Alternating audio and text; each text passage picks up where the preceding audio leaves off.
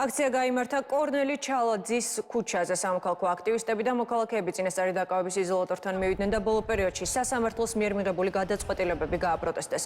უსამართლო სასამართლო ამ შინაარსის ბანერებით მისულმა მომიტინგეებმა მთავარ მოთხოვნად აქციების მიმდინარეობისას დაკავებულების გათავისუფლება დაასახელეს.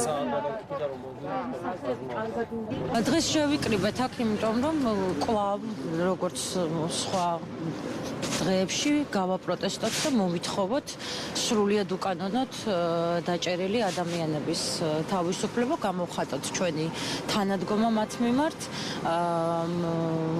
ორი ბიჭი, მაგალითად გიორგი ჩაჩანიძე და კახა ჯაფარიძე, მხოლოდ იმიტომ არიან ახლა ამ იზოლატორში 10 დღით ჩამწყდეულები, რომ მე გულწასულს რომ მიმათრევდა პოლიცია, გამომესარჩნენ უბრალოდ ადამიანურად და ყვიროდნენ, რომ იქნებ დავეხმაროთ, მხოლოდ ეს იყო არანაირი წინააღმდეგობას იქ ადგილი არ ქონდა.